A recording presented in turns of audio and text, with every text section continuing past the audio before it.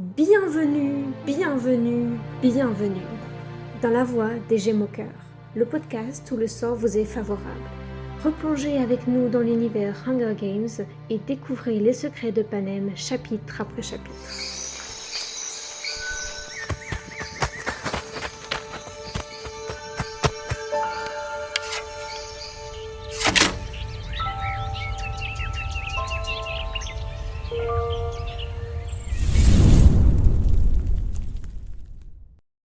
Bonjour à toutes et à tous, je suis Arwen et je suis ravie de vous retrouver pour le chapitre 3 de Hunger Games.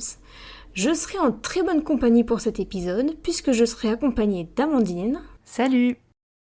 May. Bonjour, bonjour! Et Claire. Salut! Ça va les filles? Ça va. Ça va et toi? Ouais, impeccable.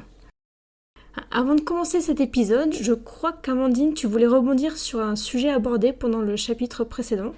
Oui, c'est pas vraiment une correction parce qu'on n'avait pas dit de bêtises, mais c'était juste un peu flou la façon dont on en a parlé.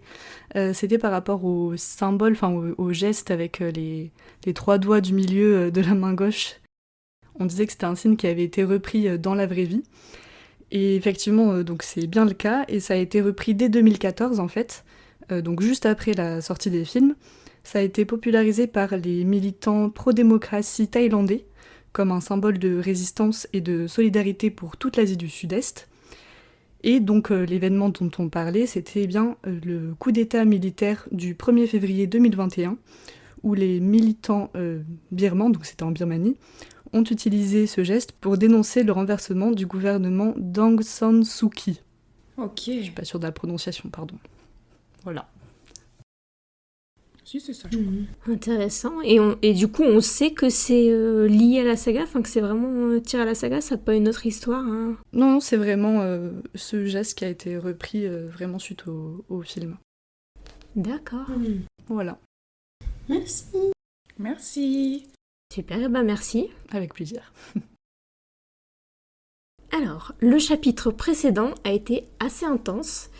Katniss a dû se porter volontaire pour éviter que sa petite sœur ne soit envoyée dans les Hunger Games, et lorsque Pita Mellark, le fils du boulanger, est tiré au sort en tant que tribut masculin du district 12, elle est replongée dans le passé dans un moment particulièrement sombre de son histoire, le jour où elle a failli mourir de faim. Heureusement, cet amour de Pita a fait exprès de brûler du pain pour que sa mère lui dise d'aller les jeter, et il en a profité pour les lancer à Katniss, la sauvant ainsi de la faim, et d'une fin tragique. Rassurez-moi, on a le droit à un quota de blagues nulles par épisode ou pas? Bon, spoiler alert, c'est la première fois que Pita vient à la rescousse de Katniss, mais certainement pas la dernière. J'en profite justement avant de commencer pour vous rappeler que nous allons spoiler, donc si vous n'avez pas encore tout lu et que vous voulez garder les surprises et rebondissements, finissez d'abord les livres et revenez nous écouter. Alors, Katniss va-t-elle décider de tuer Pita, en faire un allié? Avant d'en arriver là, elle aura le droit de dire au revoir à ses proches. Mais tu nous fais le résumé? Avec plaisir. Alors, on reprend le récit là où on l'a laissé. Katniss et Pita sont sur l'estrade et l'hymne vient de se terminer. Les tribus sont placées en détention. C'est quand même fou d'utiliser le mot détention plutôt qu'un mot du style salle d'attente. Détention, c'est, pour ceux qui ne savent pas, c'est l'action de détenir quelqu'un, sous-entendu par la force, contre sa volonté donc. Ils ne sont pas envoyés en salle d'attente, mais en détention provisoire. Ouais, alors en anglais c'est pareil, c'est bien custody, donc c'est bien en détention provisoire aussi, donc ça correspond bien. Par contre, j'ai remarqué que l'ironie, c'est qu'ils sont quand même devant le bâtiment de la justice. En plus. Non mais ça prouve bien que vraiment ils sont retenus par la force et que... Enfin, c'est même pas caché quoi. Même le vocabulaire, il est direct. Vous êtes placés en détention. Je sais pas si c'est Katniss qui fait directement le comment ça s'appelle? Le lien entre la détention et sa situation, ou si le Capitole utilise des termes un peu pour adoucir le truc ou pas, je sais pas. Ça m'étonnerait pas que ce soit Katniss qui soit juste très maligne aussi. Ouais, c'est vrai. Ah, peut-être. Hein. Katniss et Pita sont donc escortés à l'intérieur de l'hôtel de ville. Katniss pense que toute cette procédure est là pour éviter la fuite des tribus, et elle a raison. On fait clairement le lien avec Woodbine Chance dans Lever de soleil sur la moisson. Alors on connaît plusieurs tribus qui ont essayé de s'échapper avant les Hunger Games. Donc comme tu l'as dit, il y a Woodbine Chance dans Lever de soleil sur la moisson. Mais il y a aussi dans Ballad of Songbird and Snakes, quand l'arène explose, il y a des tribus qui en profitent pour essayer de s'échapper. Ah Donc, oui, c'est je vrai. suppose qu'ils ont C'est vrai. dû augmenter la sécurité depuis. Katniss et Pita sont séparées et emmenées dans une salle luxueuse. Elle décrit le mobilier et ne peut s'empêcher de toucher les velours. La douceur du tissu l'aide à se calmer un peu. J'ai trouvé que c'était encore un indice qui vient montrer que la mère de Katniss a un héritage un peu plus, entre guillemets, luxueux que les autres habitants de la Veine, puisque Katniss connaît cette sensation parce que sa mère a une robe avec un col en velours. Donc je pense pas qu'il y ait beaucoup de personnes dans la Veine qui aient ce genre de vêtements. Ouais, parce que le velours, c'est un tissu de luxe, en fait, justement. Mhm. Même pour nous ou pas?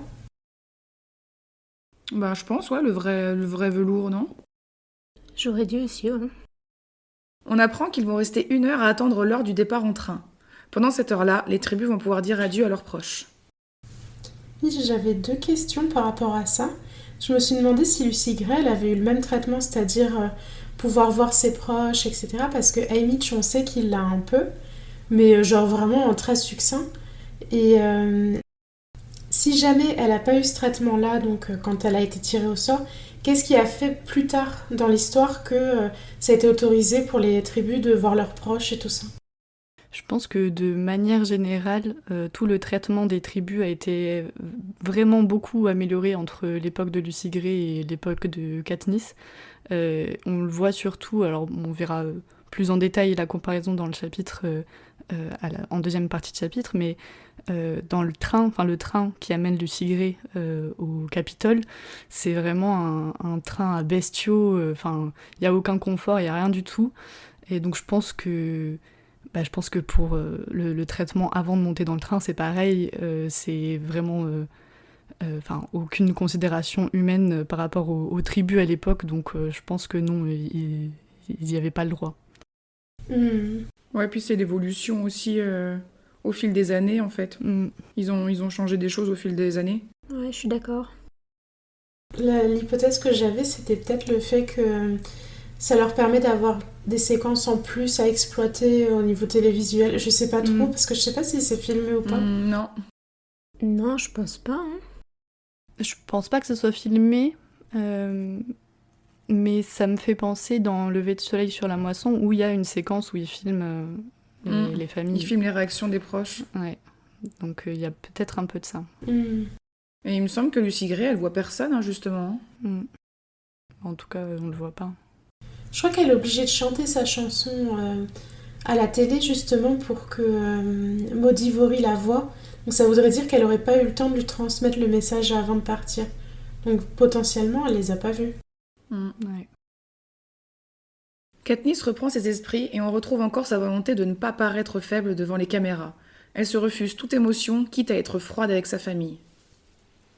Et encore une fois, on voit la force de Katniss qui se dit direct qu'elle doit se montrer forte et ne pas pleurer, quoi. C'est vraiment son instinct premier. Je trouve ça assez incroyable.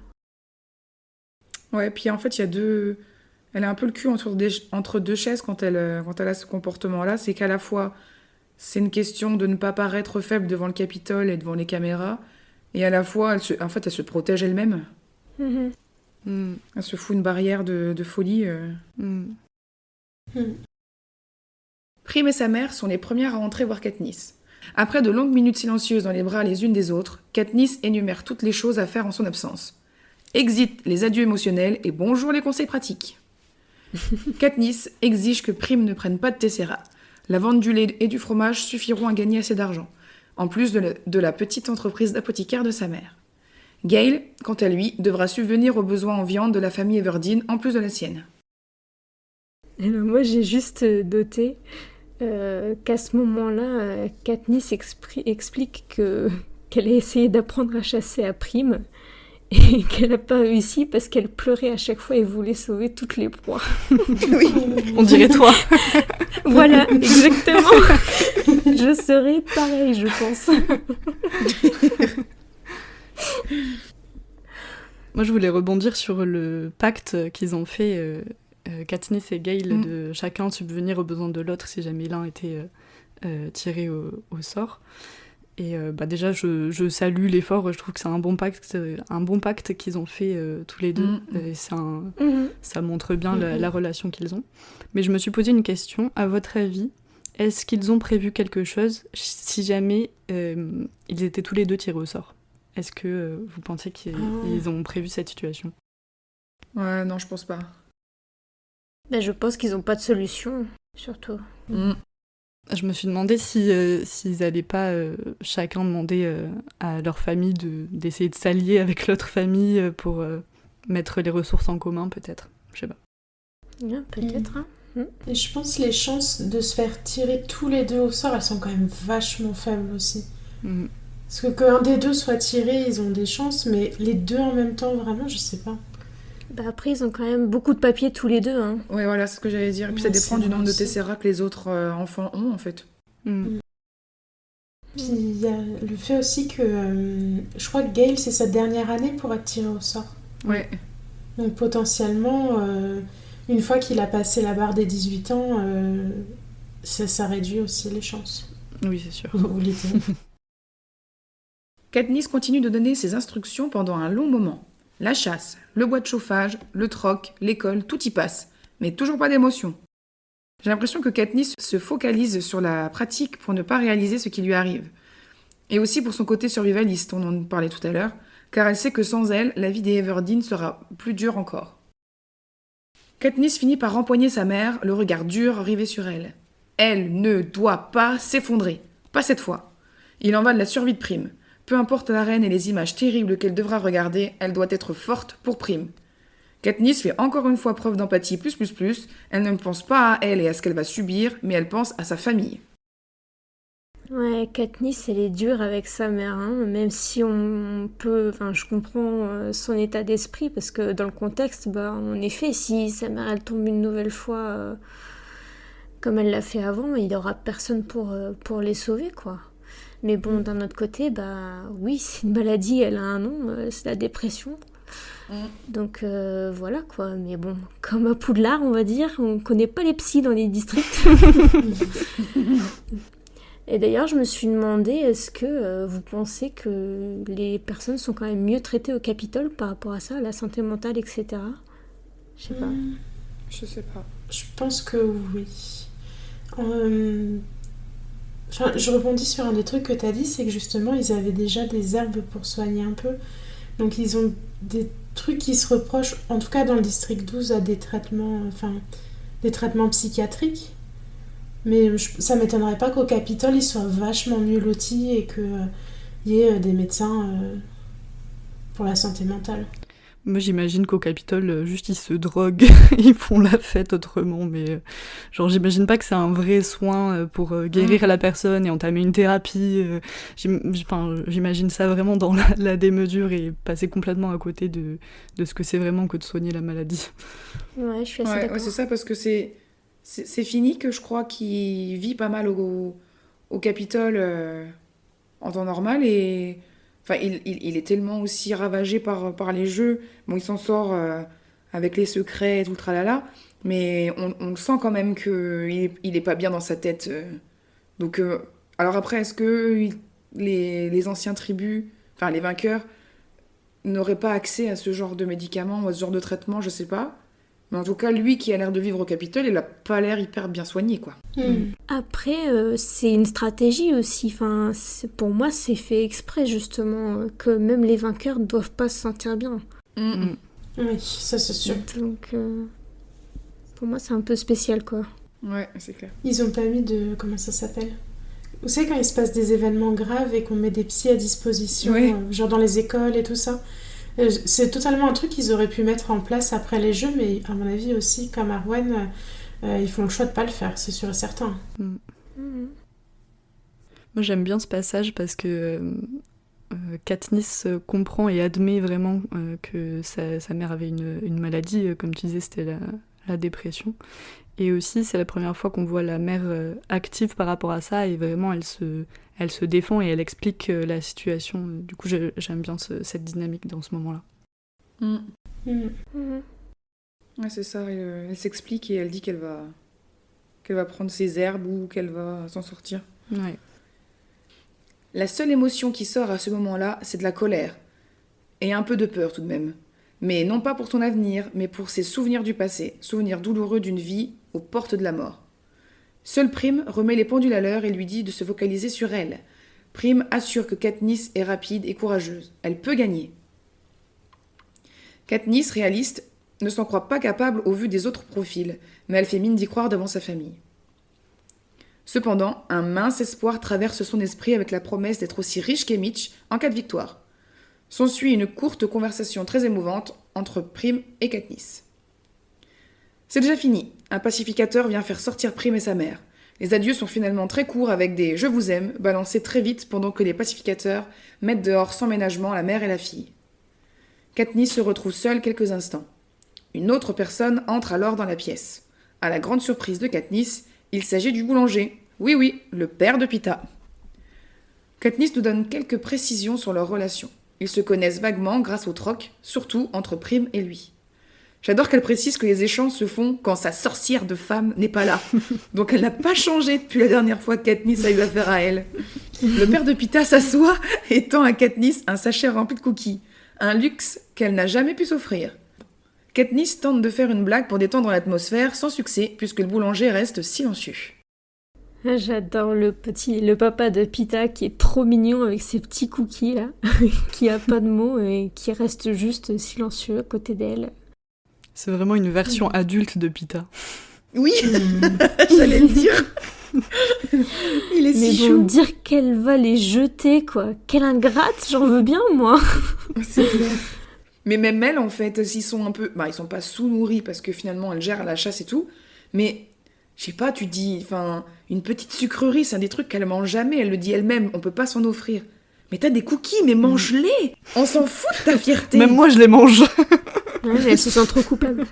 Elle aurait pu les donner à Gale juste derrière pour qu'il les donne à sa sœur. Enfin, sa sœur, elle aurait adoré aussi. Hein, donc... Bah, c'est clair. Ouais, il y avait plein de possibilités, ou même pas forcément... Enfin, elle peut le donner à n'importe qui dans le district 12, quoi, au pire. Mais bon. Et sinon, j'ai noté aussi... on le voit pas dans le film. Non. On le voit que 2 secondes, le papa de Pita. Et voilà, il a été complètement oublié dans les films. C'est dommage parce qu'il est chou. Carrément. D'ailleurs, dans le premier épisode, on se demandait si le pain que Gale amène pendant la chasse provenait bien de la boulangerie des parents de Pita, et on apprend ici que oui, c'est le cas. Il attend la fin de l'entrevue et le retour du pacificateur pour ajouter qu'il gardera un œil sur Prime. Je le trouve vraiment trop mignon. Vous pensez que cette soudaine considération hors du commun face au tirage au sort est due au fait que Katniss s'est portée volontaire à la place d'une petite fille de 12 ans, ou parce que les gens se sentent redevables, entre guillemets, envers Katniss vis-à-vis de tout ce qu'elle leur amène grâce au braconnage? Je me suis un peu posé une question similaire aussi, et c'était de savoir si Pita avait pas été tirée au sort, est-ce que le boulanger serait venu la voir ou pas? Bah, pour le coup, je pense pas. Je pense qu'il vient la voir parce qu'il y a Pita en face. Bah pourquoi? Oui, Ouais. comme il est dans la salle à côté, autant aller en face aussi. Bah oui, mais il aurait pu juste... Enfin, c'était pas une obligation d'aller voir Katniss. Oui, il était pas Moi, obligé. pour moi, il serait quand même venu voir Katniss parce qu'il a un lien particulier avec elle. Moi, Oui. j'ai vu ça comme ça. C'est un peu ce qu'on disait pendant que c'était le portrait d'Otto Mellark qui était si bien fait. C'est aussi parce que il était amoureux de sa mère tout simplement, et donc voir la fille de celle qu'il aime partir au jeu, peut-être que dans tous les cas effectivement ça lui fait quelque chose. Mhm. Mais il y a quand même tout un truc quand même avec Katniss. Là, effectivement, lui, il vient carrément la voir, mais on a l'impression que vraiment tous les habitants sont particulièrement touchés par le fait qu'elle se soit portée volontaire ou qu'elle soit, du coup, un tribut.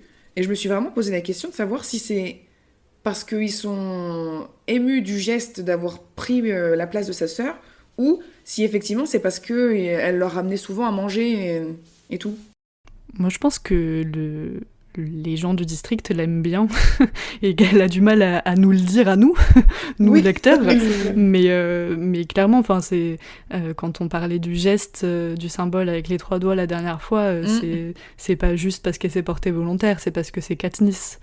Et effectivement, c'est parce qu'elle les nourrit, mais il y a pas, enfin, c'est plein de choses. C'était aussi son père qui était apprécié. Enfin, c'est tout un ensemble de choses, je pense. Ouais, je pense qu'il y a les deux. Je pense qu'il y a un côté où ils connaissent son histoire et ils connaissaient son père, ils connaissent sa petite sœur.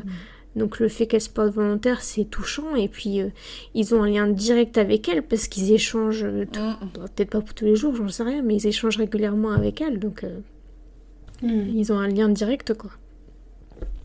Ouais. Elle finit sa pensée en espérant que les habitants du district 12 prendront soin de Prime parce qu'ils l'aiment bien. Voilà. Nouvelle visite, il s'agit de Madge. Elle a l'air solide et consciente du danger qui attend Katniss. Attention, tout le monde en a conscience, mais j'ai l'impression que pour le moment, elle est la seule à réaliser ce qui se passe pour son amie. Elle lui offre la broche d'or représentant le gemme au cœur en expliquant qu'elle a le droit à un objet personnel dans l'arène. Bon, là, c'est contradictoire. Elle sait ce qui va y arriver à Katniss, mais elle a un air grave, mais elle lui offre simplement un petit bijou comme ça.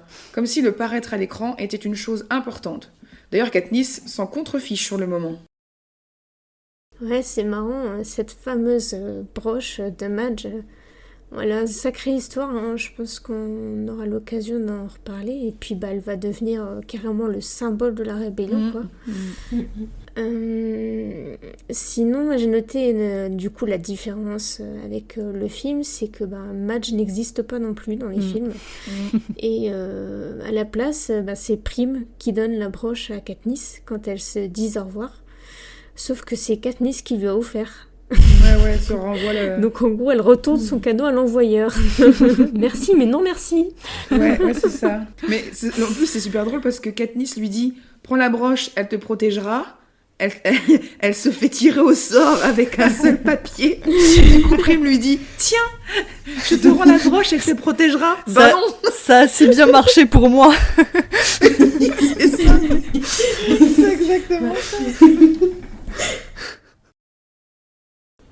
Madge lui fait promettre de porter la broche dans l'arène et après un baiser sur la joue, elle se retire elle aussi. Captain Katniss Obvious ressurgit avec une remarque pertinente. Tiens, mais Madge ne serait-elle pas une vraie amie ? Depuis toujours ? Il serait peut-être temps d'ouvrir les yeux, Katniss. Je suis désolée, je suis obligée d'intervenir. Mais pour moi, je suis toujours avec mon chip Madge Katniss. J'étais sûre. C'était obligé, je pouvais pas ne pas le dire. Et en plus, surtout qu'après, on va voir, il y a Gale, elle se rend pas trop compte qu'il est amoureux de lui, mais ça pourrait très bien fonctionner avec Madge aussi. Et j'avais noté un autre truc aussi, c'était sur le fait que Madge, elle s'inquiète vachement de l'apparence, alors que Katniss, elle va vers la mort. Et ça rappelle vachement justement la propriétaire originale de la broche, qui est donc Maisie Lee Donner, et qui est c'est la tante. Oui, c'est bien ça, c'est la tante. Oui. La tante de Madge. Et qui justement, elle aussi mettait un point d'honneur à bien paraître à l'écran. Et je pense que c'est... Enfin, j'ai l'impression que c'est comme un petit héritage de sa tante de ne pas paraître, comment dire... Négligé. Ouais, négligé ou... Sauver des apparences. Ouais, c'est ça. Puis en fait, en soi, on se rend compte qu'elle a raison parce que tout est une question d'apparence au Capitole, en fait. On va le voir après quand ils vont faire les interviews. Il faut à tout prix paraître bien, sourire, paraître fort et tout tralala pour que les sponsors leur donnent de l'argent. Donc, au final, elle a complètement raison, Madge. Et moi, c'est vrai que j'y avais pas réfléchi avant, mais en y pensant, c'est quand même un geste assez fort de la part de Madge, en fait, de se séparer de ce qui est peut-être l'un des seuls héritages qu'elle a de sa tante. Ça confirme encore plus la théorie de Claire. C'est vrai que... Je dis ça, je dis rien. Mais... C'est pas anodin, quoi. Ouais. Ça paraît pas anodin en y réfléchissant. Et je suis en train de penser à un truc parce que je me rappelle pas du tout. La broche, elle l'avait dans la reine, Mésilie, non? Non, elle avait ses colliers. Elle l'avait laissé? Ouais, en gros, elle avait laissé sa broche dans un tiroir parce qu'elle aimait pas les gemmes au cœur, parce qu'il lui rappelait trop le Capitole. Parce que j'étais en train de me demander si elle l'avait, ça veut dire qu'en fait la famille récupère les objets personnels de la famille de ceux qui meurent dans l'arène, mais du coup non, si elle l'avait laissé à la maison. C'est une bonne question. Je me demande s'il les récupère ou pas. Ça m'étonnerait qu'il y ait la moindre considération pour ça. Ouais. Ça serait quand même vachement ironique, genre il ramène le cercueil et tenez, il y avait son objet aussi. Oh. C'est horrible. Ben moi, je voyais ça comme si... ici, il récupérait tout, quand même. Ah ouais? Ouais, je sais pas. J'avais vu ça comme ça. Puisqu'il récupère les corps, il les ramène dans les districts, Oui, c'est vrai. C'est horrible de récupérer les corps. Comment certains ils meurent. Allez, bim. Je me dis, est-ce que tu préférerais pas pouvoir enterrer dignement ton enfant, quand même? Ouais, bah oui, ça c'est sûr, mais j'espère qu'en fait, il leur envoie avec le cercueil fermé et qu'il leur envoie pas en mode tenez, la dépouille, Les débrouillez-vous. restes. Ouais, non, mais parce que alors certains. Pfiou. Ouais. Bon. par exemple, le fils de... comment Oui, il s'appelle, Vicky c'est à lui que je pensais. Si, je pensais à Oh, lui le aussi. pauvre Humpert. Oh, c'est horrible. Bref, passons à autre chose. On y viendra, on y viendra. Le dernier invité à dire adieu à Katniss, c'est Gale. Katniss se blottit dans ses bras lorsqu'il l'y invite. Mais attention, en tout bien tout honneur, aucune romance entre eux. Bien sûr que non. Oui, c'est ça. Le seul fait de le mentionner, pour moi, ça veut dire qu'une romance est envisageable. Cette fois, c'est Gale qui donne des conseils à Katniss. Il lui dit de mettre la main sur un arc, que c'est sa meilleure chance dans l'arène. S'il n'y en a pas, qu'elle en fabrique un. Katniss, assez perplexe, pense à toutes les fois où il n'y avait ni arc ni bois dans l'arène. On a donc quelques précisions sur certaines éditions. Une année, la seule arme fournie était des massues hérissées de pointes. Une autre édition s'est passée dans un paysage de désolation. Du sable, des rochers et quelques cactus. Une année particulièrement ennuyeuse puisque les tribus sont morts de déshydratation ou suite à des morsures de serpents. Et enfin, lors d'une autre édition, c'est encore le climat qui a eu raison des tribus. Paysage sans bois, supplément, température digne d'un congélateur. Je rebondis un peu sur la dernière édition que tu as mentionnée. J'ai un vague souvenir comme quoi, justement après cette édition-là, comme ils sont tous morts de froid, il y a une règle tacite qui dit maintenant il faut qu'ils puissent faire du feu dans l'arène. Et je sais pas si vous vous en souvenez ou si ça vous dit quelque chose ou pas.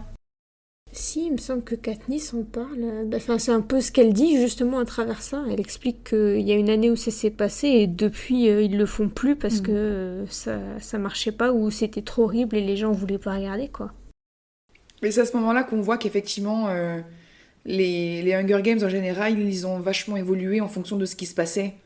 Comme pour tout à l'heure, quand on parlait que les tribus se fassent escorter d'un endroit à un autre et tout. C'est à chaque fois qu'il s'est passé un événement précis qu'ils se sont rendus compte que ah non, ça marche pas. Donc il faut qu'on fasse une autre règle et qu'on change ça, qu'on change ci. Katniss précise qu'effectivement ce genre de mort dite silencieuse n'est pas apprécié du Capitole car ce n'est pas divertissant. Ouais, voilà, c'est ce qu'on disait. Ouais, voilà. Gale réitère ses conseils. Les jeux ne sont rien de plus que de la chasse. Et toi, Katniss, tu es la meilleure. Katniss lui rétorque que non, ce n'est pas de la chasse, car ils sont armés eux aussi. Et en plus, ils réfléchissent. Alors moi, Katniss, mon premier réflexe aurait plutôt de dire que ce sont des êtres humains. Non pas que tuer des animaux soit plus acceptable, mais vous voyez ce que je veux dire, quoi. Ouais, là, on voit directement la mentalité de Gale, qui considère les autres tribus comme des animaux. Et c'est ce qu'il fera encore quand il sera à la noix dans le district 2 et qu'il va proposer sa solution. Il a la même réflexion, quoi. C'est des animaux et on les traite comme ça. Même avec ce qui se passe à la fin du tome 3, je suis en train de ne pas spoiler exprès, mais avec la mort d'un certain personnage, il les prend en fait au piège comme il aurait fait avec des collets ou avec des animaux, quoi. Et justement, pour rebondir sur ce que tu disais, Erwan, je trouve que c'est ça qui fait vraiment toute la différence entre lui et Katniss. Katniss, elle attache quand même du prix à n'importe quelle vie humaine, là où Gale, pas du tout. Et pour moi, c'est ça qui la pousse vers Pita, et que ça aurait... Pardon, hein, mais ça aurait jamais fonctionné avec Gale, quoi. Complètement. Ouais, il est trop arrêté sur ses idées. Puis des mauvaises idées en plus. Je pense qu'il a raison dans le fond, dans le côté... on est dans cette situation, dans tous les cas, il va falloir faire face aux tribus qui vont vouloir te tuer. T'es forte à la chasse, tu peux le faire. Donc, pour une fois, je le rejoins sur ça. Mais c'est vrai que la façon dont il le formule, c'est quand même très révélateur du détachement dont il fait preuve. Et c'est effectivement ce qu'on verra plus dans le tome 3, un peu en état d'esprit de à la guerre comme à la guerre, et peu importe ce qui se passe après. Ouais, c'est ça. Mais là, on y vient encore, parce qu'il y a d'autres choses à dire sur Gale. Donc, Gale insiste en disant que Katniss a de l'expérience sur le terrain et qu'elle a déjà tué. Après que Katniss lui précise encore une fois qu'elle chasse des animaux et non pas des humains, Gale ne lâche pas le morceau et réplique qu'il n'y a pas de différence. Quand on y réfléchit, c'est ce qu'on disait, on comprend pourquoi elle dit ça. Le Capitole les prend pour des bêtes de foire, uniquement là pour le divertissement des puissants. Je pense que Gale tente ici de choquer Katniss. Il n'a pas le choix. Si Katniss garde son empathie envers les humains, finalement, la même empathie que possède Prime envers les animaux, elle hésitera dans l'arène, et cette hésitation pourra lui être fatale. Les pacificateurs reviennent. Gale a le culot de réclamer plus de temps et elle se fait jeter dehors. Katniss a juste le temps de lui dire de ne pas laisser Prime et sa mère mourir de faim, ce à quoi elle répond qu'elle peut compter sur lui. Il commence une phrase laissée en suspens. « Katnip, souviens-toi de... » « Souviens-toi de quoi ? » « Souviens-toi de moi, oh mon amour, je t'attendrai. Souviens-toi de ne pas faire confiance à Pita. Souviens-toi de quoi ? Vous avez des idées ? Avant de répondre, je trouve que c'est intéressant de savoir qu'en anglais, c'est « Remember, I ». Donc la phrase commence un peu différemment. C'est « Souviens-toi, je... ». Et du coup, ça indique un peu d'autres possibilités de fin de phrase. Et Remember, I love you. Ça. Je me suis dit ça aussi. Mais j'ai pas de réponse plus précise que ça. Mais je voulais juste le préciser parce que ça ouvre un autre champ de réponses possibles. C'est clair. Erwan, t'as pas d'idée, toi ? Peut-être qu'il veut lui rappeler leur pacte, qui lui dit souviens-toi, je m'occupe de ta famille, quoi. Donc t'occupe pas de ça et pense à toi. Peut-être. Ouais. Souviens-toi de notre pacte. Remember, I take care of your family. Ouais, c'est ça. Peut-être. Moi, j'avais noté souviens-toi de qui est l'ennemi. Alors, ça marche pas du tout avec la version anglaise. Et il y a peu de chances qu'ils disent ça, mais j'avais juste envie de le dire parce que j'avais envie de donner une réponse. En tout cas, Katniss, elle, ne fait pas de supposition et dit qu'elle ne saura jamais ce qu'il voulait qu'elle se souvienne. Mais enfin, Katniss, c'est pourtant simple. Souviens-toi de te procurer un arc dans l'arène. Réfléchis, enfin. C'est quand même pas compliqué.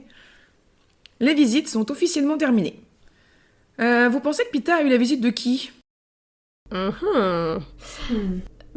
Moi, perso, je pense que le plus évident, c'est son père. Sa mère aussi, oui, quand même. Ses parents. Ses parents ? Les deux parents. Ses parents et ses frères ? Ouais, ses frères. Je sais pas aussi. s'ils peuvent venir ensemble, par contre. Vous pensez qu'ils font venir... Bah oui, il y a Prime et sa mère qui... Ouais, qui viennent en même temps. Ouais. Et j'imagine bien Madge y aller aussi. Ça m'étonnerait pas qu'elle soit amie avec Pita. Comme ils viennent du même quartier. Ouais, du coup, et puis un peu dans le même esprit que le père de Pita était aussi allé voir Katniss parce que il était dans le coin. Peut-être que Madge a fait une pierre deux coups aussi. Moi, j'avais mis qu'il avait sûrement plein d'amis à l'école et que du coup, il y aurait eu toute sa bande de potes qui vient le voir. Exactement, c'est ce que j'allais dire, parce que je le vois assez populaire, Pita. Donc je me dis qu'il doit avoir quand même plein de copains. Et donc peut-être qu'il a eu la visite de ses copains.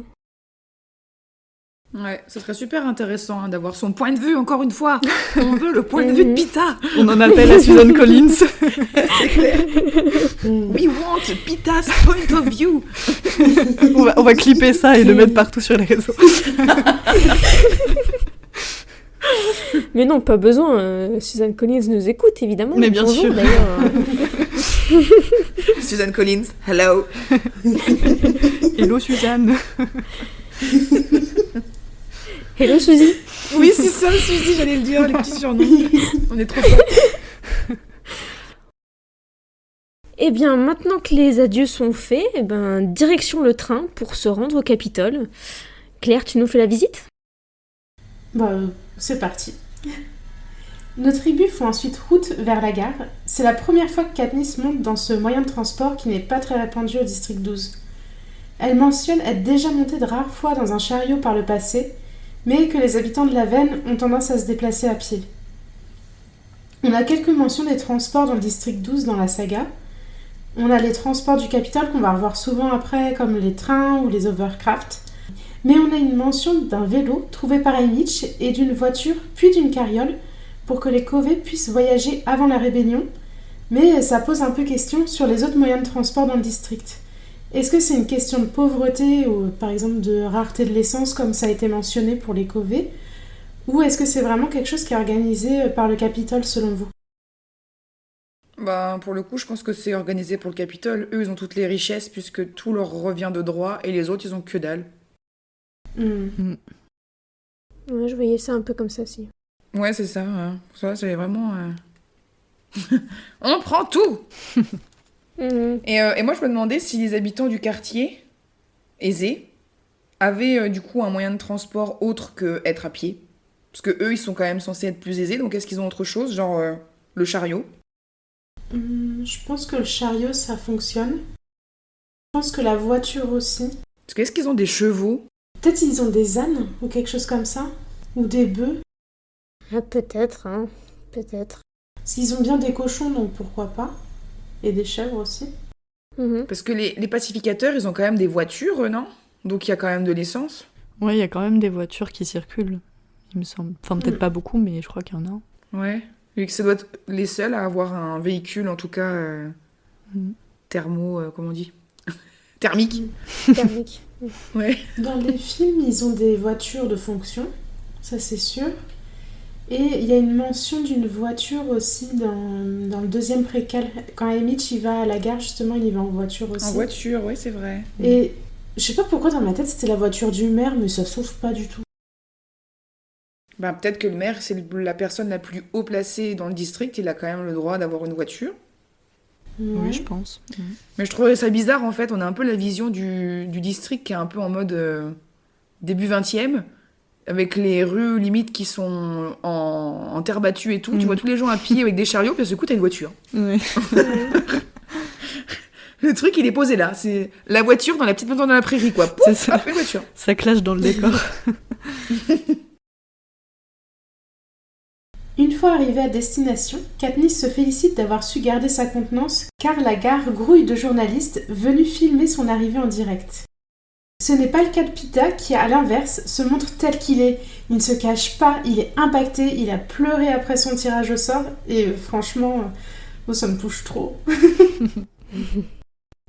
Juste une petite remarque, c'est vrai que contrairement à Pita, Katniss, elle à ce moment-là, elle est encore en mode stratégie, quoi. Elle Et lâche rien. surtout, elle n'arrive pas à concevoir que lui, ça peut ne pas être une stratégie. Elle a du mal à concevoir ça. Pour elle, c'est forcément... il réfléchit à tout. Je trouve qu'elle prête vachement d'intention aussi aux autres. À chaque fois, elle se dit c'est louche. Contrairement à nous, ça n'émeut absolument pas Katniss, du coup, comme vient de le dire Amandine, qui s'imagine qu'il agit de cette manière à des fins stratégiques. Et oui, pour elle, le but est simple. Passer pour un faible pour passer sous les radars et tuer sanguinairement tous les autres concurrents quand il en restera qu'une seule poignée. Katniss, elle m'agace à ce moment-là. Alors elle se dit, faut pas que je pleure, je vais passer pour une faible, gna gna gna, on va me tuer la première. Et là, Pita fait la même chose. Et là, c'est gna gna gna, il fait ça pour se faire passer pour le plus faible alors qu'il est fort et après il va tuer tout le monde. Ah là là. Elle a tendance à reprocher à tout le monde d'être des manipulateurs, mais là, c'est elle qui invente des stratégies à Pita. Pire, c'est elle qui tente de manipuler les téléspectateurs en refusant de montrer ses émotions. Franchement, Katniss, c'est l'hôpital qui se fout de la charité. C'est de la projection. Bah là, elle est en mode stratégie, donc elle essaye de se faire tous les scénarios possibles pour être prête à tout. Pour moi, c'est ça qu'elle fait là. Alors que j'ai rajouté une ligne dans mes petites notes. Pita n'a pas peur de se montrer fragile. Oui, il s'en fout. Green flag, 1 point pour Pita. On va faire les comptes. Du coup, cette même stratégie donc de paraître faible pour pouvoir passer sous les radars, elle avait été utilisée par Johanna Mason, venue du district 7, donc c'est le district des bûcherons, oui c'est ça. Du bois, oui, le bois, oui. Merci. Venue du district 7, donc des bûcherons, qui avait gagné 3 ans auparavant. Katniss n'estime pas cette idée très judicieuse. Pita, il est plutôt costaud, et donc du coup, c'est pas un adversaire qui est négligeable. J'avais oublié que c'était la stratégie de Johanna. Et j'ai une petite note par rapport à la description de Johanna, justement.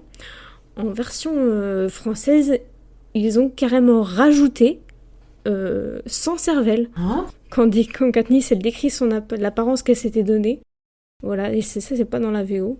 Ah oui ? Mais il n'y a même pas un équivalent ou quelque chose ? Non. C'est marrant. C'est vraiment gratos. C'est le traducteur qui a mis un petit coup en plus. Traducteur ou traductrice, je sais pas. Traducteur. Mais du coup, on imagine bien un peu se faire passer pour une nunuche, en fait. Avec le sans-cervelle. C'est ça. Après quelques prises de vue, ils montent enfin dans le train, et une fois en route, la vitesse coupe le souffle de Katniss. En effet, le train va à 400 km/h en moyenne. Pour se donner un ordre d'idée, un TGV français, ça va à maximum 320 km/h. Et le train le plus rapide du monde, qui est actuellement en service, va à maximum 460 km/h. Je m'y connais pas trop en train, mais je pense pouvoir affirmer sans me tromper que c'est très très rapide. Et comme c'est très très rapide, il ne leur faudra qu'une journée pour atteindre le Capitole. Alors moi j'avais vu, bon je sais pas trop, mais que les 320 km/h c'est plutôt la vitesse moyenne des TGV en France. Ah ouais ? Bon alors je sais pas trop, à voir. Et j'avais vu que le record c'était 574,8 km/h. Et au Japon, plus de 600, mais avec des technologies différentes. Waouh. 600 km/h. Ça décoiffe. Ah, je trouve ça fou. Bon, du coup, pardon, mais à côté de ça, le train du Capitole, il fait un peu pas le figure, hein, excusez-moi. Mais en fait, ce que j'avais vu, c'est que du coup, il pouvait pas tenir très longtemps, quoi. Ou alors, ça demandait beaucoup d'énergie, etc. Donc, c'était pas forcément rentable. Enfin, voilà. Par contre, je pense qu'à ce moment-là, on a le point de vue de Katniss pour qui c'est super impressionnant parce qu'elle n'a pas l'habitude et qu'elle n'en a pas beaucoup vu, etc. Mais en fait, voilà, c'est assez proche, on va dire, d'un TGV. Donc c'est rapide, certes, mais ça va pas non plus à la vitesse de la lumière comme on pourrait en avoir l'impression, quoi. Mais du coup, je me pose la question de, à l'époque où ça a été écrit Hunger Games, quel était le train le plus rapide à ce moment-là ? Parce que là, on a parlé du coup du train de maintenant, mais peut-être qu'on aurait pu chercher aussi quelle était la vitesse maximale en 2008. Et peut-être qu'en 2008, effectivement, 400 km/h, c'était waouh, aussi fou que les 600 km/h nous paraissent maintenant, quoi. Mais je crois qu'en plus, aux États-Unis, les trains, ils vont pas si vite que ça. Enfin, après, je sais pas si c'est tous les trains, mais j'ai vu une vidéo par pur hasard. Je suis une Française qui vit aux États-Unis, et en fait, elle habite à Miami. Elle déménage à New York, donc elle a pris le train pour aller à New York. J'ai pas vérifié combien il y a de kilomètres, mais il doit y avoir quoi, 3000 kilomètres, peut-être un peu plus. Elle a mis 30 heures pour y aller. Elle dit que les trains, ils vont à 30 miles à l'heure. Du coup, là, pour le coup, pour les Américains, enfin les États-Uniens, c'est ouf que le train aille à 400 si eux, ils y vont à 30. Alors, je retire ce que j'ai dit tout à l'heure parce que j'ai fait une recherche rapide et donc j'ai cherché sur Google tout simplement vitesse maximale train en 2008 et un titre d'article que je vois c'est 574 km/h les coulisses du record du TGV en 2007. Waouh. Ah voilà, c'est ce que j'avais fait. Donc en fait non, je retire ce que j'ai dit. Après, c'est en moyenne. Ce serait intéressant de savoir la vitesse d'un train aux États-Unis du coup. Ouais, je vais chercher. Parce que je sais pas si elle a pris un train très lent pour faire 30 heures Miami-New York, ou si effectivement tous les trains vont pas vite, et du coup on comprendrait pourquoi les États-Unis prennent tout le temps l'avion, en fait. Si le train avance pas... Après, pour rebondir sur ce que vous disiez, le train du Capitole, il va à 400 km/h en moyenne. Ça se trouve, il va à 800 dans ses meilleurs moments et à 100 quand il est vraiment à la ramasse, quoi. Donc je sais pas... Possible aussi. Ouais, je pense pas, ça a l'air assez constant quand même dans ce qu'elle dit. Moi, des données que je vois là sur la vitesse des trains aux États-Unis, je vois du 260 km/h maximum. C'est rien. Ah ouais, donc c'est quand même moins que nous. Mais c'est peut-être à cause du terrain qui est très montagneux en fait là-bas, beaucoup plus Ouais. que ce qu'on a nous, donc c'est peut-être à cause de ça aussi, je sais pas. Ouais. Ou de la longueur. C'est tellement grand que ça bouffe énormément d'énergie. Du coup, ils sont obligés d'aller doucement, entre guillemets. Je sais pas. Si on a des spécialistes des trains, manifestez-vous.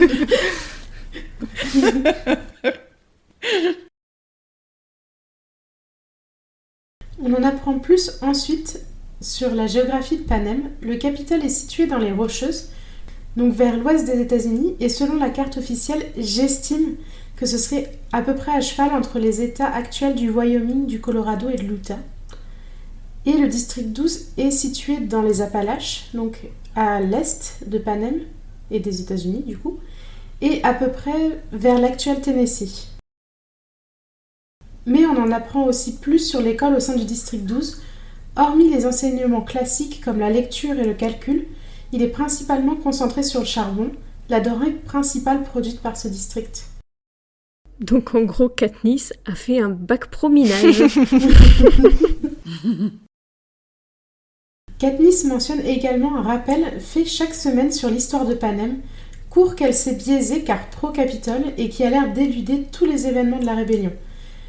Je me demande si c'est aussi le cas des autres habitants ou si c'est elle qui est très maligne, et j'ai noté qu'il y avait une différence entre les termes utilisés, car dans les districts, ce qu'on appelle la rébellion, au Capitole ça s'appelle les jours sombres, et je trouve ça plutôt intelligent en termes d'écriture de la part de Susan Collins, parce que c'est quelque chose qu'on retrouve vachement justement dans les rébellions populaires. Tu sais, quand il y a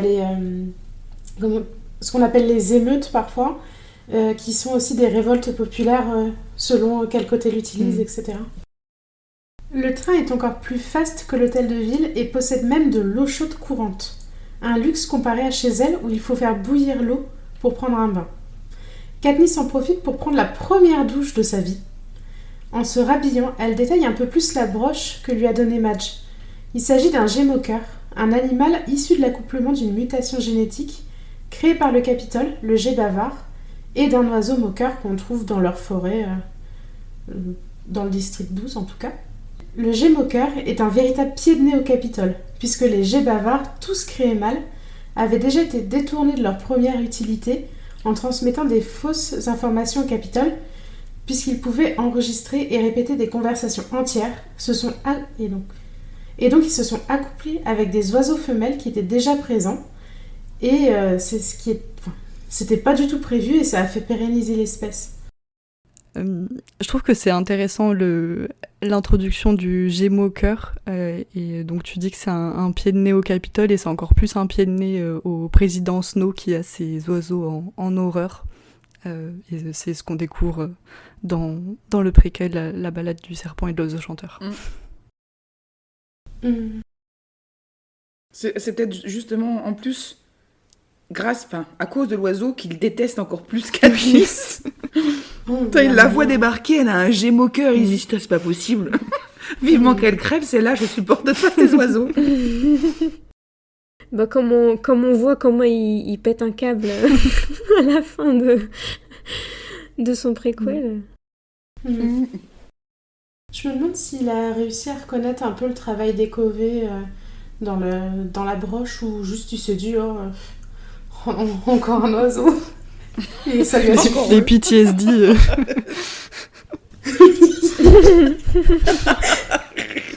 Lui non plus, il s'est pas soigné auprès d'un psy.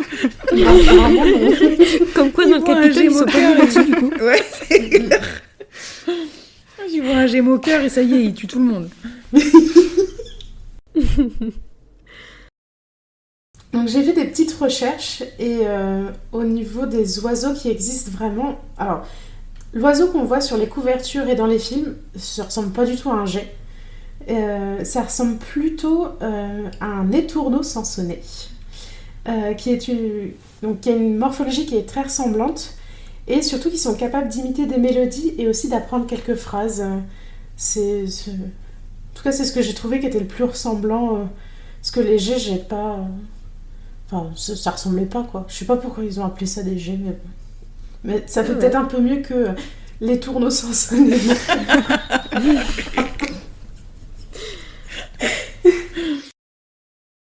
Contre toute attente, la broche lui apporte un peu de baume au cœur. Elle a l'impression d'emporter avec elle son père, qui savait si bien chanter et se faire répéter de ses oiseaux. Ouais, donc là, on voit qu'avant de devenir le symbole de la rébellion, Katniss, elle a avant tout une relation assez personnelle avec les Gémeaux-Cœurs. C'est le lien avec son père. Et elle dit qu'elle chante plus depuis sa mort, d'ailleurs, à un moment. Et le moment où elle va rechanter, c'est pour la mort de Rue. Donc je trouve que ça rend le geste encore plus fort. Alors que dans le film, elle chante pour sa sœur, du coup, au tout début. Au moment où elle fait son cauchemar, elle chante à sa sœur. Ah oui. Il y a un faux raccord. Ouais, ça compte un peu quand même. Comme Rue rappelle un peu sa sœur, je me dis bon. C'est vrai. Katniss finit par rejoindre Peeta et Effie Trinket pour dîner et on leur sert une farandole de plats. Soupe de carottes, salade, côtelettes d'agneau, de la purée, du fromage, des fruits, du gâteau au chocolat. Un véritable festin auquel Katniss n'est pas habituée. Alors qu'Effie se félicite des manières à table de Peeta et Katniss, la remarque semble tout à fait déplacée. Les tribus de l'année passée étaient encore plus défavorisées que Katniss et n'avaient jamais eu accès à ce savoir-là, et elle décide donc de finir son repas avec les doigts et de s'essuyer sur la nappe pour faire bonne mesure. J'adore. Effie, elle est encore à côté de la plaque, là. Elle fait quand même un commentaire sur les manières de table de 2 tribus de l'année dernière qui sont donc morts. C'est incroyable. En tout cas, j'adore la réaction de Katniss. Moi aussi. Et ça me fait penser un peu à l'inverse de Messily, pour le coup, qui, elle, voulait absolument garder ses manières. Mais là, Katniss, elle fait complètement l'inverse. Et moi, le petit passage où Katniss, elle donne des détails sur les 2 tribus de l'année dernière, ça m'a foutu les larmes aux yeux. Parce que tu dis vraiment, mes 2 pauvres gamins qui étaient déjà au bord de la mort parce qu'ils n'avaient pas à manger. Et forcément, ils se jettent sur la nourriture comme pas possible s'ils ont rien eu dans le ventre depuis X temps. Et l'autre, elle est là derrière. Ah bah dis donc, ils se tenaient mal. Bah oui, ils ont rien à manger. Tu m'étonnes. Complètement décalé de la réalité. Non mais c'est ça. On dirait nos politiques, tiens. Et bim. Un pain au chocolat à 10 centimes. Ben oui, bien sûr. Complètement déconnecté. Bien plus que repus, ils décident tous 3 de regarder le résumé des moissons et de jauger leurs futurs adversaires.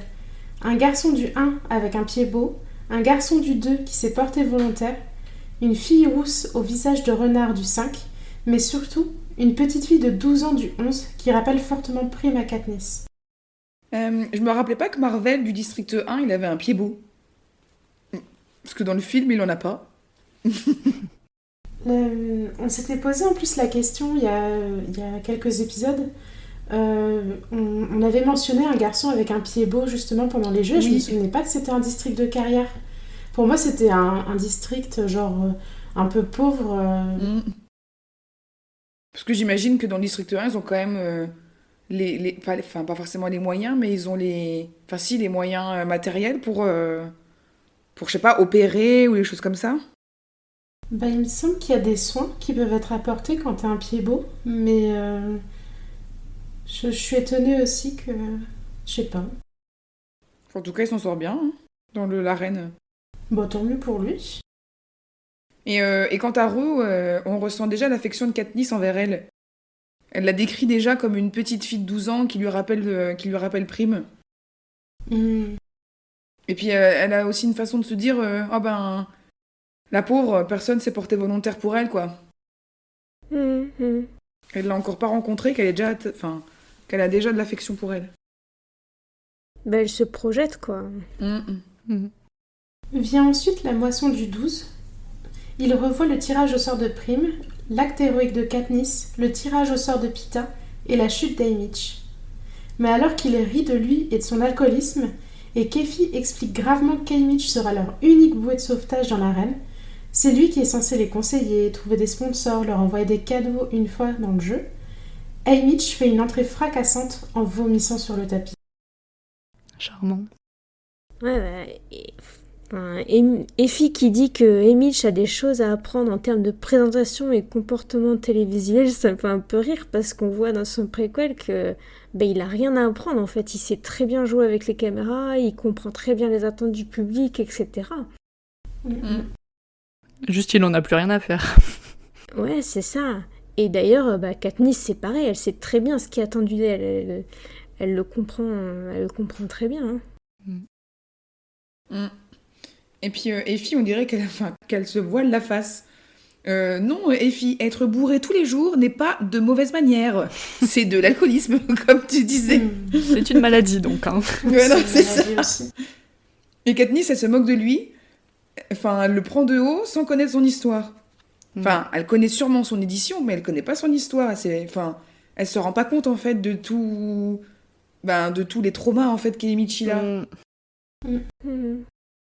Je trouve c'est un peu étonnant que Effie soit pas plus agréable envers Haymitch alors qu'elle le connaît et qu'elle avait l'air d'avoir de l'affection dans le préquel pour lui.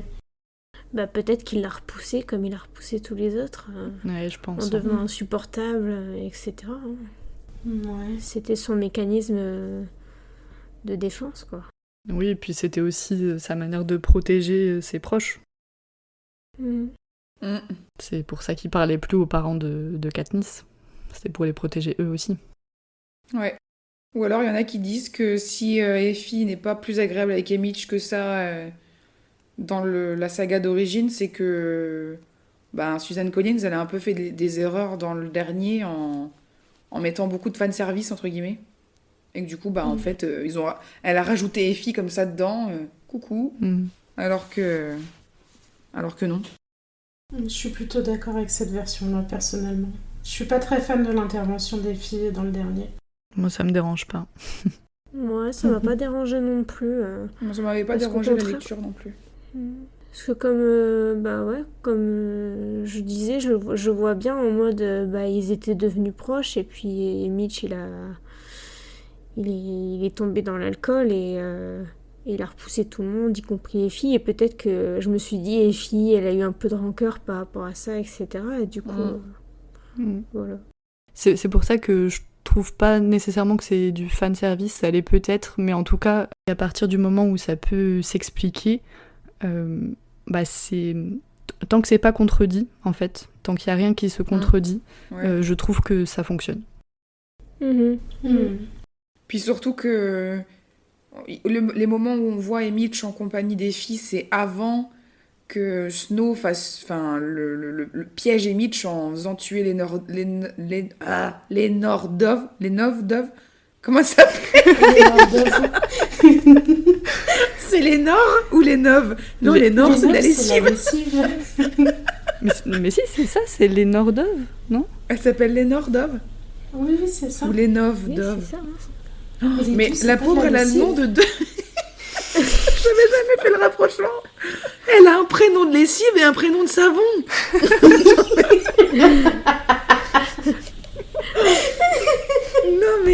j'avais jamais fait le rapprochement. La pauvre, elle s'appelle Lessive Savon. Bon, bref. Du coup, les moments où on voit Effie et Mitch, c'est avant qu'elle se fasse tuer. Donc peut-être qu'effectivement, c'est à ce moment-là où il a décidé de couper les ponts, comme tu disais, Arwen, et elle l'a mal pris. Et Effie, elle a l'air un peu nunuche. Enfin, elle a l'air de rien voir, en fait. Non, mais complètement. Elle est tellement dans son monde qu'elle se rend compte de rien. Donc effectivement, elle l'a peut-être mal pris en mode « Ah, il me snob !» Bah oui, mais en même temps, Snow, il a fait tuer tout le monde derrière. Mhm. Pour moi, ça se tient. Donc c'est vrai que ça fonctionne.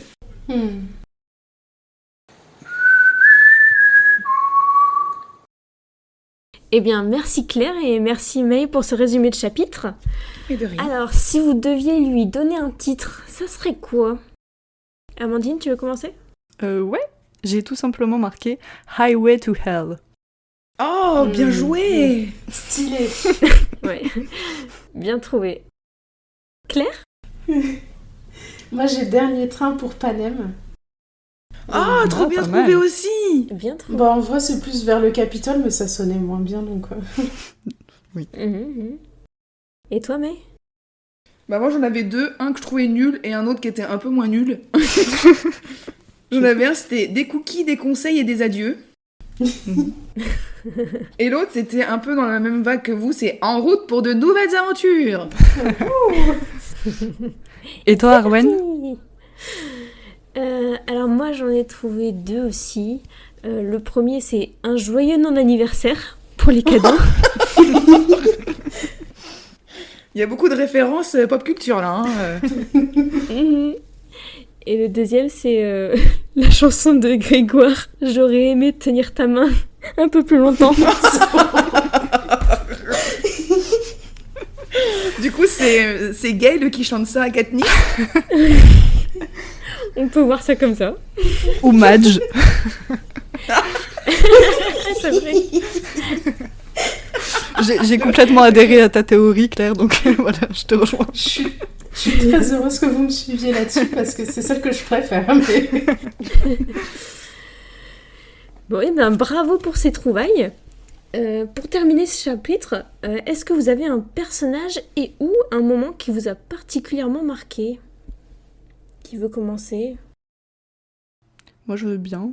Moi, j'ai noté la mère de Katniss. C'est un peu pour ce que je disais tout à l'heure sur le fait que on la voit active et se défendre face à Katniss, et j'aime beaucoup ce moment. Donc voilà, rien que pour ça, je l'ai choisi. Mhm. Et t'as un moment marquant aussi ou pas? Mon moment marquant, c'est tout simplement la fin du repas avec Katniss qui met un point d'honneur à terminer son repas avec les mains et à s'essuyer sur la nappe. J'adore.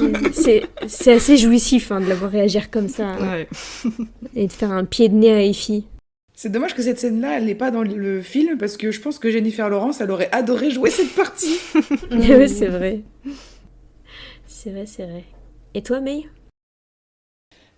En moment marquant, moi j'ai choisi le moment où Katniss elle explique le comportement des deux jeunes tribus mal élevées parce que les pauvres ils se sont jetés sur la nourriture. Et un personnage marquant, j'ai choisi Peeta. Oui. Parce qu'il est trop chou et parce que il n'a pas peur de pleurer. Voilà, il est trop chou. C'est vrai, bravo Peter. Un point pour Peeta. Claire, qu'est-ce que tu as choisi toi? Bah du coup, 2 points pour Pita. Non, en vrai, je voulais choisir Pita, mais après, je me suis dit, Claire, on le voit 2 lignes dans tout le chapitre. Je pense qu'on peut choisir Katniss pour une fois. Et au niveau du moment que j'ai préféré... Alors, j'ai préparé le chapitre alors que j'avais très très faim juste avant de manger. Du coup, c'est la profusion de nourriture, moi, qui m'a plu. Mais sinon, de manière générale, tout ce qui est description du luxe et la comparaison avec la vie quotidienne de Katniss, je pense que c'est vraiment ce que j'ai trouvé le plus intéressant pendant le chapitre. Et du coup, toi, Arwen? Alors moi, un personnage marquant, j'ai choisi Effie. Parce qu'elle est totalement à côté de la plaque encore, Ah ouais. elle est complètement déconnectée. Et voilà, c'est du coup, en relisant, on se rend compte de tout le chemin qu'elle a encore à faire. Voilà, du coup, je l'ai choisi elle. Et en moment marquant, j'ai choisi le moment où c'est Prime qui rappelle à Katniss de s'occuper d'elle et de réfléchir à gagner, quoi. Parce que je la trouve trop mignonne. Trop chou. Ouais. Elle a que 12 ans, mais elle a déjà tout compris. Mm. Contrairement à Effie. C'est ça. Mais le pire, c'est qu'Effie, c'est d'une tristesse parce qu'elle voit rien, elle comprend rien, elle est vraiment dans son monde avec des problèmes de riches alors que tous les autres crèvent de faim. Et le seul moment où elle va se rendre compte de ce qui lui arrive, c'est quand elle va être mise au même niveau, quand elle va être dans le... Alors, après, je me demande si c'est peut-être pas que dans le tome 3 d'ailleurs, ou au moment où elle est dans le district de 13. Mais c'est que dans le film, Que ça. là, elle se rend compte. Ouais, c'est que dans le film, j'étais en train de me dire la même chose en parlant. Enfin bon, du coup, on a un ça de bien dans le film, c'est que c'est à ce moment-là qu'elle se rend compte en fait de la merde dans laquelle tout le monde est, et elle était dans son monde là. Je sais pas s'il y a pas un peu avant, quand ils sont renvoyés dans l'arène. Oui, elle est touchée quand même de les revoir. Oui. Ouais, mais est-ce que c'est parce qu'elle se rend vraiment compte, ou est-ce que c'est juste qu'elle s'est attachée à eux et qu'elle les adore? Ouais, je pense qu'elle s'est attachée à eux. Ouais, je pense que c'est ça. Pour le coup, aucun vainqueur, ni mentor, ni préparateur n'avait eu ce cas de figure-là où un gagnant retournait dans l'arène. Donc je pense que là, c'était le choc que tout le monde a eu en disant ils renvoient des vainqueurs dans l'arène. Et en plus, elle s'était quand même attachée à eux. Je pense qu'à partir du moment où tu survis, tu t'autorises peut-être plus à les avoir en amis. Et là, elle se rend compte que les personnes qu'elle a considérées comme étant ses amis vont certainement mourir dans l'arène. Et en plus, elle se dit, putain, le seul que je garde, c'est Emich. L'alcoolique de service.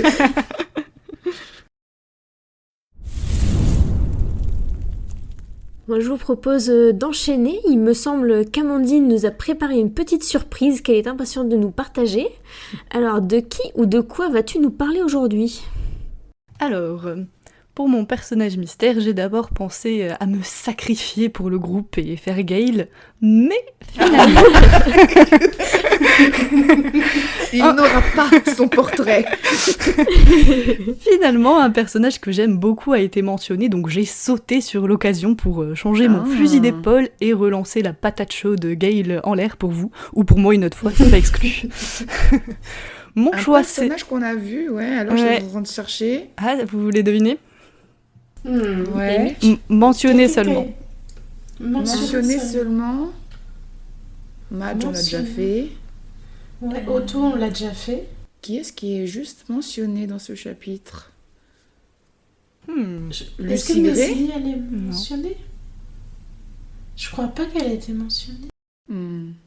Je parlais en fait de Johanna Mason. Mais oui, chouette. Parce que comme à chaque fois que je relis ce chapitre, j'ai eu la surprise de redécouvrir qu'elle est mentionnée maintenant, très tôt dans la saga en fait. Oui. Même si on la voit beaucoup plus effectivement dans le tome 2 et le tome 3. Mais voilà, j'ai vu son nom, je me suis dit, ça me sauve, je fais pas Gale, c'est parti. T'as eu raison. Pour débuter son portrait, j'ai commencé par chercher une étymologie à son nom, mais je n'ai rien trouvé de très concluant, si ce n'est que le prénom Johanna est d'origine hébraïque et signifie Dieu fait grâce, et son nom de famille Mason signifie tout simplement maçon en français. Est-ce que c'est un clin d'œil avec le fait qu'elle vient du district 7 qui est spécialisé dans le bois ? Franchement, je suis pas sûre, c'est un nom de famille assez courant. D'ailleurs, en faisant mes recherches pour ce portrait, j'ai dans la tête la phrase de la tante Pétunia dans Harry Potter 2 qui dit « C'est pour quand les Mason arriveront ».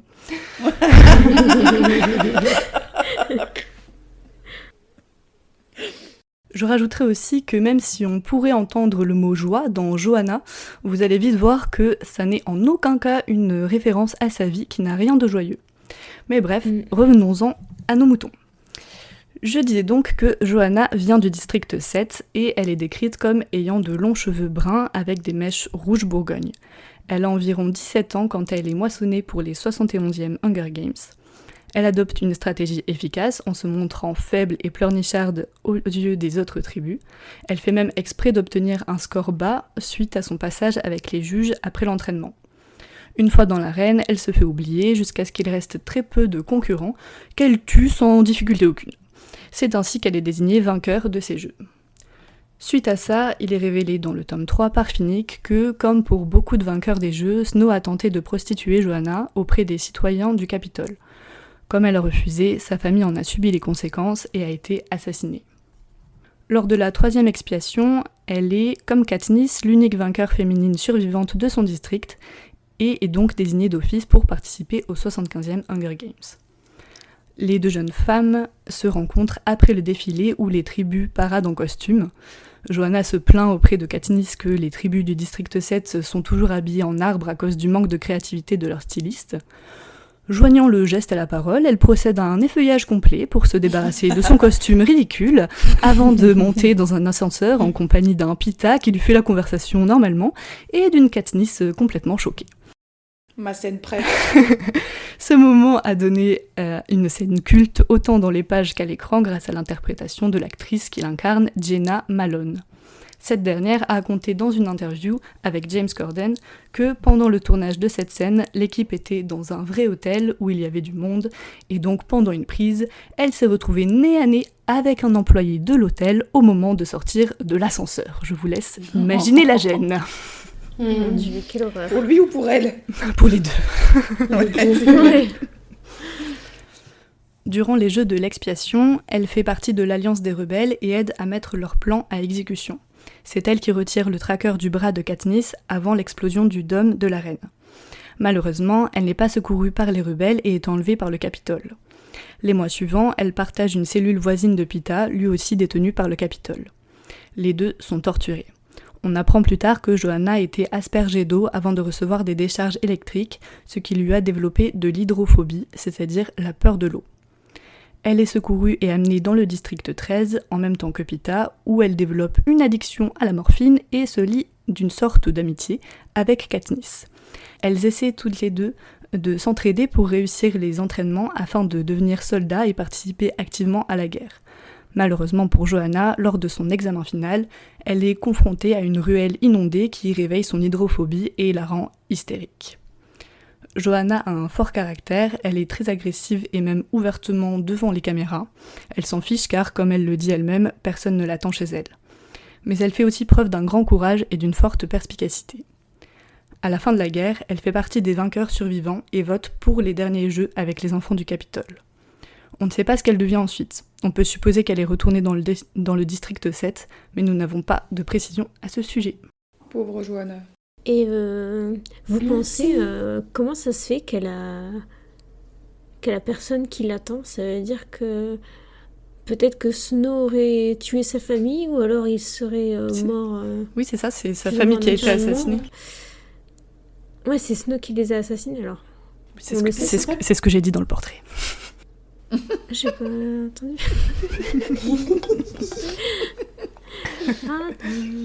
Un mauvais point, elle a pas écouté.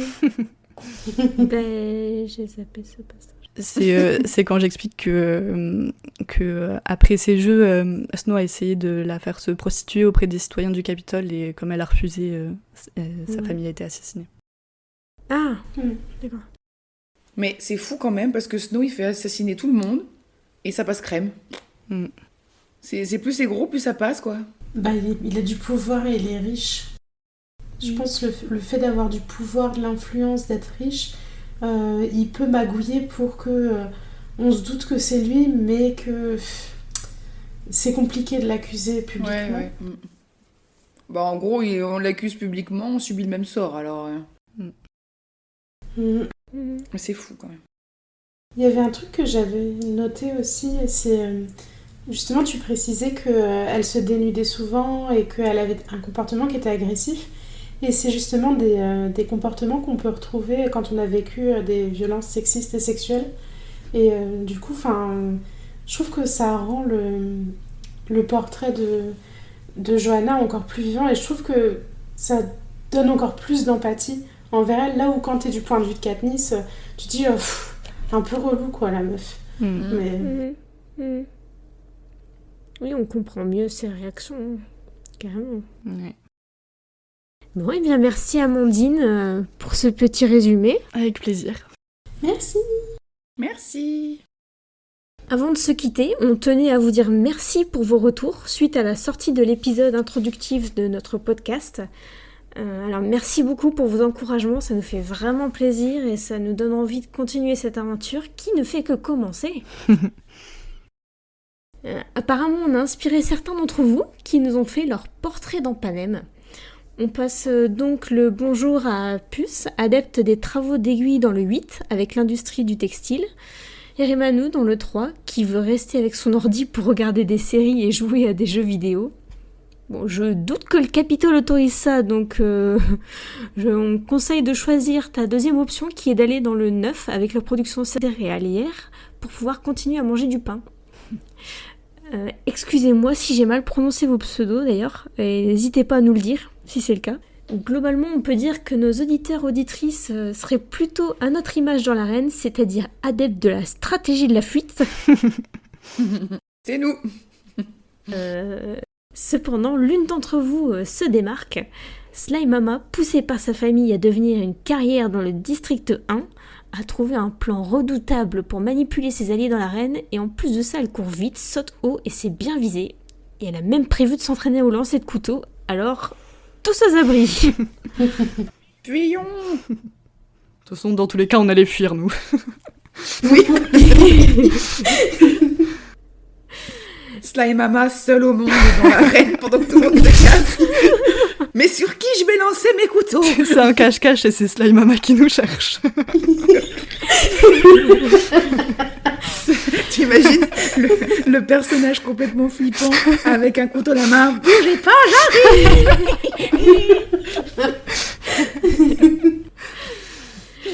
J'en profite également pour vous lire l'une des missives interdistricts que l'on attendait. Comme vous l'avez certainement compris, nous sommes toutes les quatre très curieuses d'avoir des arguments pour défendre Gale, et Sari nous a répondu ceci. J'aime bien Gale, je le trouve courageux et il porte tellement sur son dos. C'est un gars sûr, solide, qui n'infantilise pas Katniss, et il voit plus grand que lui-même. Dès le départ, il cherche à rallier du monde, ou même avant les premiers jeux, il parle de s'enfuir. Il fait partie des gens qui se battent pour ne pas rester dans une situation injuste ou indigne, il agit. Après, c'est pas mon perso préféré du tout, et comme tous, il n'est pas parfait, mais clairement, j'aime beaucoup sa force de caractère, ses prouesses techniques, son courage et son sens du devoir. Alors, qu'est-ce que vous en pensez, les filles ? Je suis d'accord avec elle quand elle dit qu'il infantilise pas Katniss, mais je l'aime pas. Je sais pas, j'aime pas sa relation avec Katniss parce que je trouve que même s'il l'infantilise pas, je trouve qu'il a toujours ce côté oui mais moi je sais mieux que toi et donc je la rejoins pas forcément là-dessus. Par contre c'est clair que dans le cas d'une rébellion ou d'une révolte il faut des gens comme Gale et s'il y en a pas ça va être un peu compliqué quoi. Donc on peut pas lui retirer ça. Il faut des gens comme lui, mais attention, parce que lui, il brûle tout, il en a rien à faire de qui il se retrouve sur son passage. Oui, il en faut un petit peu. Faut doser. Gale, il faut doser. Ouais, je suis d'accord. Je suis d'accord avec Sari sur le fait qu'il a une force de caractère incroyable et que ça a été un vrai atout pour la rébellion, etc. Mais ça n'enlève en rien la relation toxique qu'il a avec Katniss, quoi. Ouais, je crois que c'est ça que j'aime le moins. Sur elle. J'aime bien parce que vous avez toutes dit je suis d'accord avec ça, mais je l'aime pas quand même. Donc en gros, un point pour Gale, mais moins 2. Moins 100. En tout cas, c'est intéressant d'avoir ce point de vue et voilà, continuer à nous envoyer ça. En vrai, c'est chouette. Ouais, parce que là, on est toutes d'accord, donc au final, il n'y a pas de débat. Juste, on l'enfonce toujours plus à chaque épisode. On va essayer de pas trop taper dessus quand même, faudrait pas abuser. On va se mettre une communauté à dos. Promis, on démontrera pas à chaque fois vos avis en disant « Ah non, là, je suis pas d'accord ». Non, mais elle a raison, c'est sûr, il est courageux, il a de quoi être un bon allié, mais non. Mais il est problématique quand même. Voilà, c'est ça. Eh bien, nous voilà arrivés à la fin de cet épisode. Merci May. Mais de rien, merci à toi. Merci Claire. De rien. Et merci Amandine. Avec plaisir, merci à vous les filles. Et merci à vous les auditeurs de nous avoir suivis. Si vous êtes pressés d'écouter le prochain épisode sur le 4e chapitre de Hunger Games, n'hésitez pas à nous suivre sur Instagram pour patienter, les liens sont en description. Et surtout, n'hésitez pas à nous partager vos remarques ou vos questions, on a hâte de vous lire. La voix du Gémeaux-Cœur s'éteint pour aujourd'hui. Il n'y aura pas d'épisode dans 2 semaines car nous allons faire une petite pause pour la fin d'année. On en profite d'ailleurs pour vous souhaiter de joyeuses fêtes et on se retrouve le 3 janvier. Réel ou pas réel ? Allez, salut! Salut! Salut, à bientôt. Au revoir tout le monde.